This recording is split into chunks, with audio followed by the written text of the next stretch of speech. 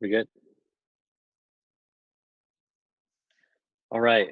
Hello, everyone. My name is Pawan. I'm a first year full-time MBA. And today for Teach, we're going to be talking about Jeeps in Los Angeles. So I have had a Jeep now for 5 years. And if we go to the next slide, um, I wanted to talk about why I think a Jeep is the best car for LA. So if you have just moved here for business school or you're trying to get a new car and you're trying to decide what to buy, I think for three reasons, um, a Jeep would probably be your best investment. And so those three reasons are that LA is one of the hotspots for car culture around the world. And you can't just be driving around this hotspot in your mom's old Civic. You need to have something that really stands out, that adds to your credibility. And I think a Jeep is a great way to do that. Second reason is that Jeep is a historic and uniquely functional brand. Um, and like I mentioned, it would definitely help you fit into that culture.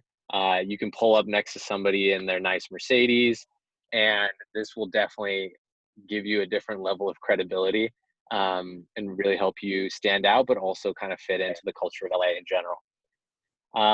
And then the third reason is that LA and then Southern California in general has a lot of outdoorsy activities. And here at Anderson, whether that's through OAC or through just like your friends, you're going to have a lot of opportunities to explore. And I think having a Jeep would serve you well in being able to make the most of those opportunities.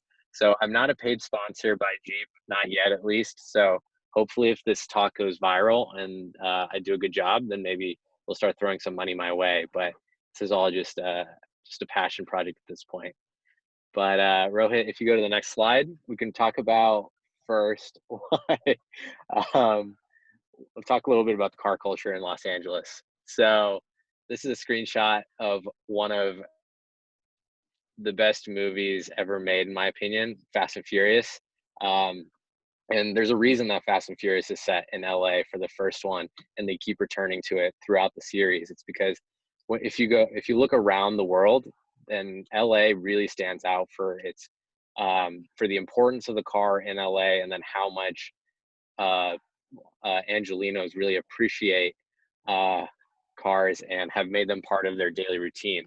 So why has that really prospered here, whereas it might not have elsewhere? So if you go to the next slide, a little bit of me playing uh, as a demographic expert. I think the first reason is really space. So any of you from the East Coast, you'll recognize that picture on the bottom, which is New York. And it's really hard to even own a car in New or drive a car in New York, let alone own a car. So it makes sense that car culture has not really developed as much in New York as, say, LA, where you have room to drive. It's really nice weather all the time. You can go with like the roof off or the windows down, and it really adds to your experience living in LA. Um, and then if we go to the next slide, another interesting point is kind of the development of LA over time. So on the bottom here, we've got a graph of kind of the population of LA County over the last century, and it very much mirrors the larger nationwide ownership of cars over the last 100 years as well. So really, as LA was growing and people were deciding how they wanted to build out the city, they were having to battle this idea of like, how do we make sure cars work in this city? Whereas on the East Coast, if you go to New York or Philadelphia, these cities were, or Boston even, these cities were developed before people really owned cars. And so you're going to find streets that are too small for cars, cobblestone streets that really, cobblestone streets that will kind of destroy your car if you have a smaller car. So really, LA rising at the same time as car ownership rising in the country has enabled a situation where the car has really become important here. So if we go to the next slide, I wanted to talk a little bit about we've established why it's been created here. I want to talk a little bit about the history of car culture in LA. And so and so when I was driving to LA from Texas last summer, I listened to a podcast by the LA Times called Larger Than Life. and it follows the story of Big Willie Robinson and his gang of street racers in the 1970s. And the premise of the podcast was that this was like real life Fast and Furious. He was a real life Vin Diesel character, and he used street racing to bring together all of these different factions of LA in the early 70s. And so, if you know LA history, this is around the time of the Watts riots, and different parts of LA were really getting fragmented behind like race and income disparities. And so he used cars and people's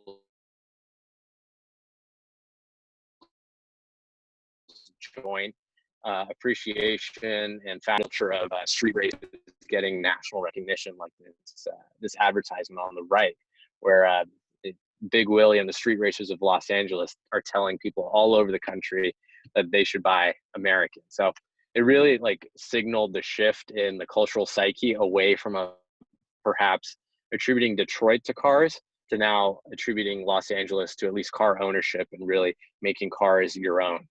So if we go to the next slide, what does car culture in LA look like today? So here I've done my best to kind of illustrate the different pockets of LA and the types of cars that you might see as you travel through. So here on the west side with the triple Bs of Brentwood, Bel Air, and Beverly Hills, you're going to see a lot of exotics, a lot of rich cars, cars that might cost more than your house back home, a lot of Ferraris, Rolls Royces, really, really eye candy where people are trying to really one up each other, if nothing else, which makes it exciting, makes it interesting to drive to school every day. And especially as somebody who grew up with all of these cars as posters on their walls, it's really cool now to pull up at a stoplight next to somebody in the newest Ferrari. And then if you go to the top right, that's a lowrider from probably Central or East LA. So these are cars that are like 1970s American cars that have been lowered and put hydraulics on. So traditionally, these are driven by more like these are really popular in Chicano culture, and there's entire magazines about lowriders and entire like design languages and cultural languages around this type of car. So it's really interesting to see a community take this car, a car, and make it part of their overall cultural fabric.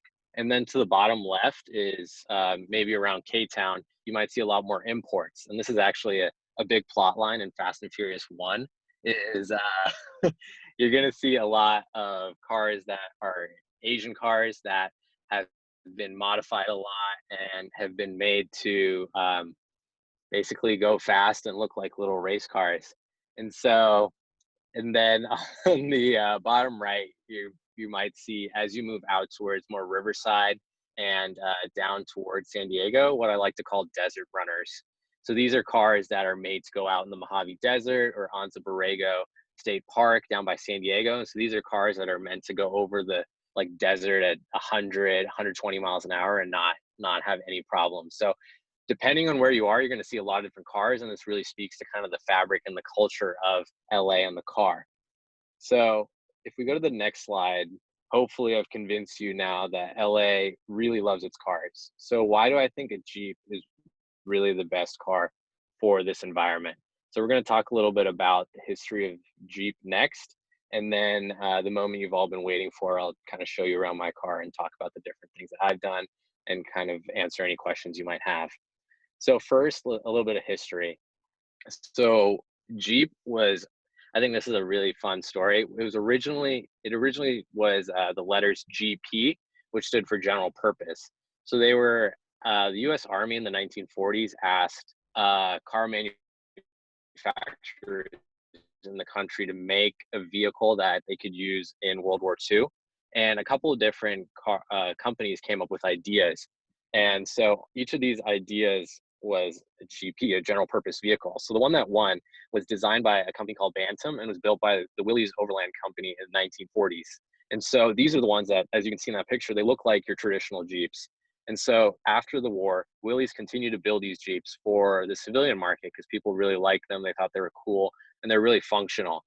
And then there was a lot of mergers and acquisitions. And then in 1963, they decided instead of calling themselves the Willys Overland Company, let's start calling ourselves Jeep, which is in essence a bastardization of GP into just the word Jeep. It was bought by Chrysler in 1987, And today, Jeep, which is a subsidiary of Fiat Chrysler, sells around 1 million vehicles per year. So definitely started from very humble beginnings, being used much more as a workhorse on the battlefield, and now is being used by civilians in all sorts of environments. So very rugged, very durable, and that leads me into my Jeep. So it's let's meet GP. I'm still looking for Jeep names if anyone's got a suggestion. So my Jeep is a 2015 Jeep Wrangler JKU Willys Edition. So what does that mean? Because I get asked this all the time. So it's 2015, it's made by Jeep, it's the model Wrangler. So there's going to be a lot of different types of Jeeps out there. There's going to be your Grand Cherokees, your regular Cherokees, your Wranglers. I think colloquially, when people say Jeep, they think of Wranglers. So this is kind of the iconic model within the family. The JKU, the JK means that it was built between 2007 and 2017. So this is kind of like how you can have an iPhone 8 versus an iPhone 9. It kind of differentiates different parts of your car that are consistent throughout that time. And then the U means that it's an unlimited version, which means it just has 4 doors. So unlimited possibilities because you have those extra 2 doors on there. And then lastly, the Willys Edition. This is another question I get a lot of times is people will see a Jeep go by and it says something on the hood, whether it's Willys or Sahara or Rubicon. And what these are just different special editions. So the same way, if I use the Apple analogy further, you might have like an iPhone red version, or I think like they have special editions that they release every now and then. That's kind of what that last part means. But they're all just different flavors of the same Wrangler. And then lastly, if you're not following me already, please follow me at Yellow Jeep ATX. Oh, it looks like we've got some comments in the question box here on what makes the Willys different. So that's a great question. So the Willys is really an homage to the origins of the Jeep and the Willys Overland company. So since I'm sitting on the inside of my car when it's getting very warm, but I'll show you one little thing here. So I've got a bar in front of the passenger seat that I like to say people get to hold as like a roller coaster when we go off-roading. But on here, it says Jeep, and then it also says over here 1941. So it's just little touches like that throughout the car. As we walk around, I'll show you some of the other features like that that are special to mine. Also down here below my air conditioning, I've got this button right here, which is hill descent. So I'm going on a big hit me to off-road a little more effectively. So I'm gonna next start walking around my car. It's more of a hill descent than a hill suspension, but I will show you the suspension on my car and what makes it special kind of after the fact. So like I mentioned, Jeeps are all about off-roadingness, all about being rugged. And kind of one of the benefits of a Jeep is as you modify it, you can kind of highlight the features of it that you care about and that you're passionate about and really make it your own. So a lot of the modifications I've done are to make it more functional and make it more off-roady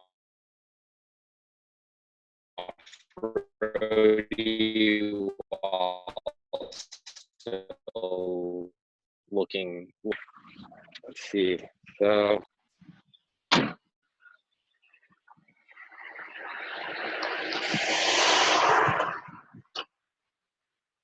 if I step outside now, let me get a good shot of this. So there we go. This is my Jeep in all of its glory.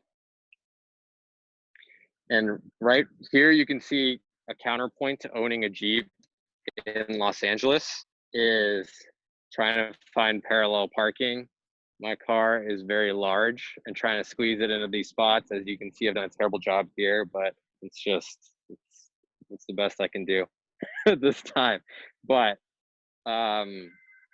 yeah, so kind of the stuff that I was saying that makes it really rugged is I've added larger wheels on here. So the tires on mine at the tires and the suspension together add an extra 5 inches of ground clearance. So this just means that I can go over heavier, or sorry, like taller rocks if I'm going off-roading.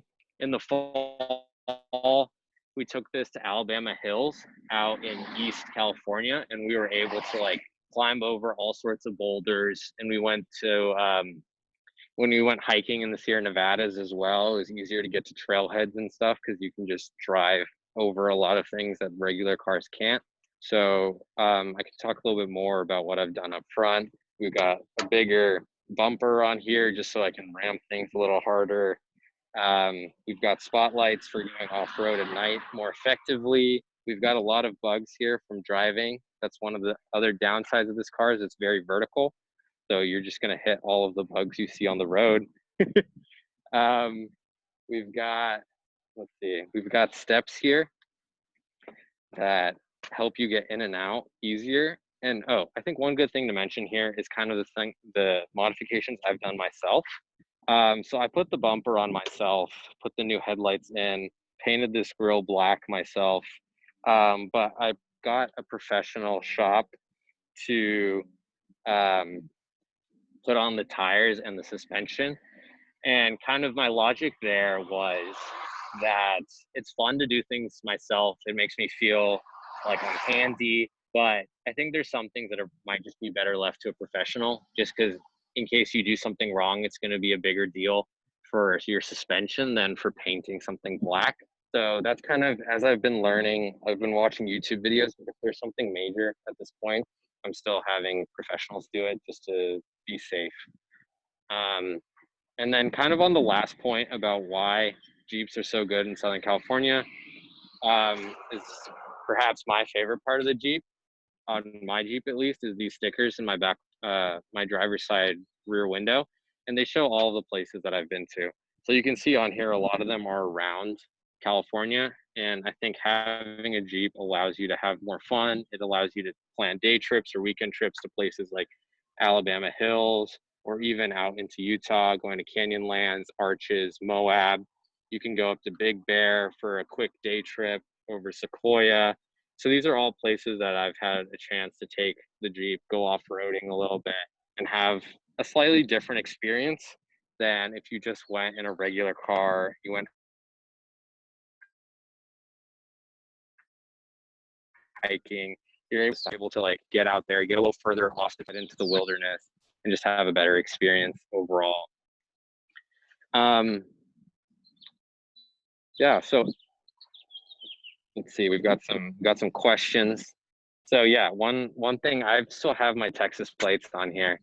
I think it's I still am deciding to get California plates or not, but I don't want to make this like a class on state or like road rules, but I think being a student, it allows me to have Texas plates. I'm not gonna push that in front of an officer, but that's kind of where my logic has been.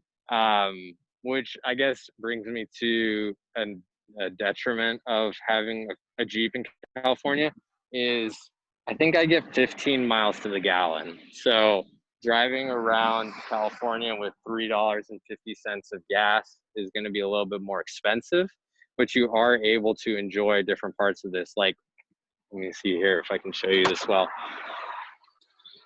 This front part of the roof, it can come off, and then you can have basically a convertible if you want to, and that takes like 30 seconds. And some of the days during the summer quarter, I used to take that off and drive to school, and it's really nice.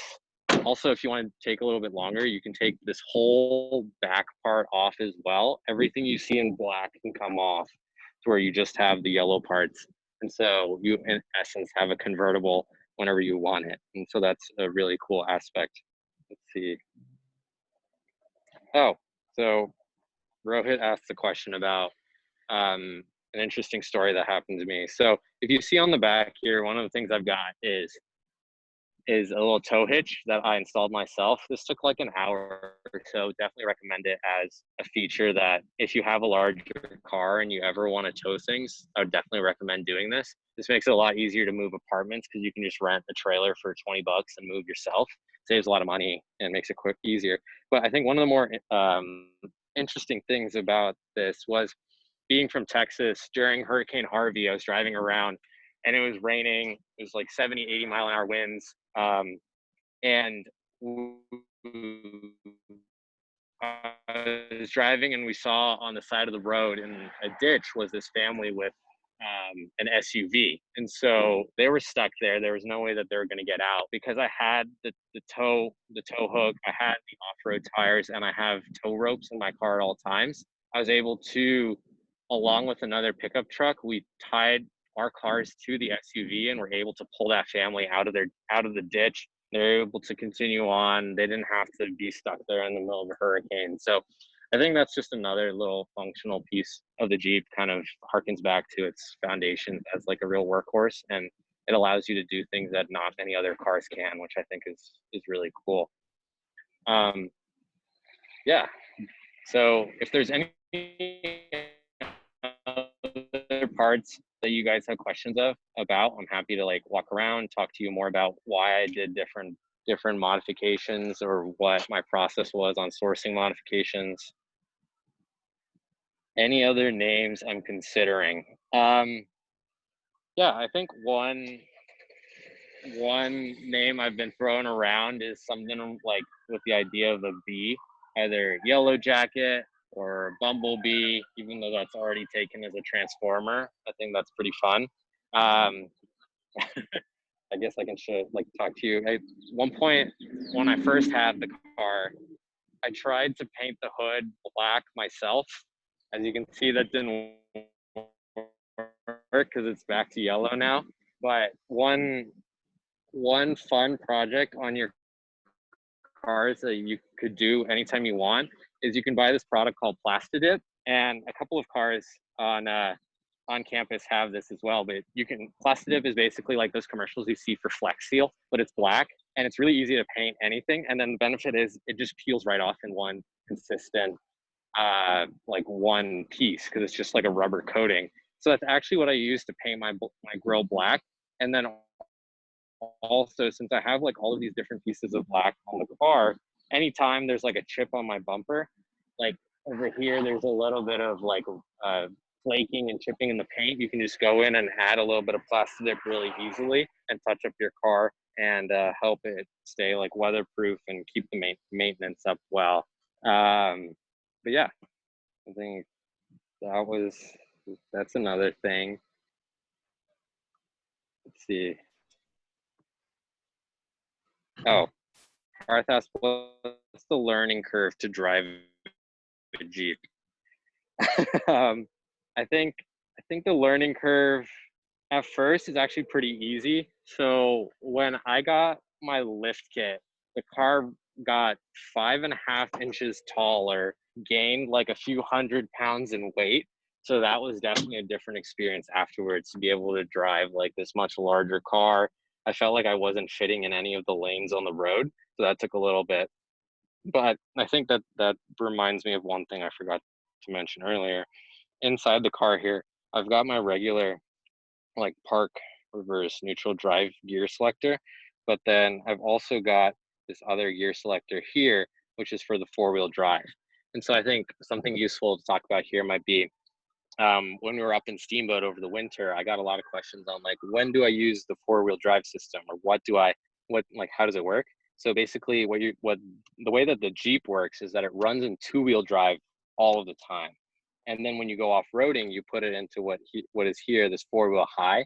And that's meant to go over like sand or gravel, and you can go up to 50 miles an hour. And so if you're going up to the mountains and it's starting to snow, you're going a little bit slower, that might be what you want to put it into, just so you have a little bit of extra traction. But normally it runs in the 2-wheel drive mode just on regular roads because you don't need the full 4-wheel drive system. I've got an automatic in here instead of a manual. I've driven manuals before. It's fun, but I can't imagine having one day to day. It just sounds like a lot of work. especially when you just are driving back from work and you want to turn your brain off a little bit. It's nice to have the manual, but it does have the gear select, like the gear shifter, so you could shift it like between the gears of first and second and stuff manually when you need. So that's like a nice little touch that Jeep has added to make it a little bit more versatile. Pawan, in the interest of time, there's two last questions Mai's asked, so I want to get to those before we run out. Firstly, what is it like driving in LA versus Texas? So LA, I think everyone drives a lot faster, which having a bigger car that doesn't drive very quickly, that's a big difference. I can't say if they're better or worse, but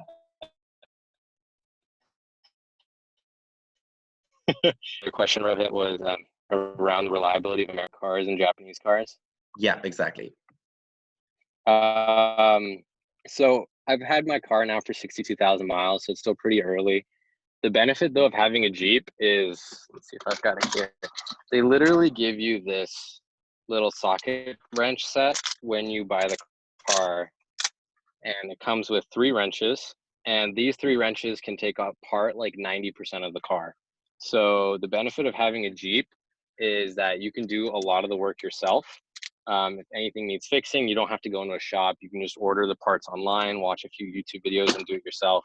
So even if it might not like last like the 200,000 miles that like a Toyota might off the line or off the production line, you are able to like change things, and like everything is so modular. You can just replace parts as needed and really keep this going for like as long as you are wanting to.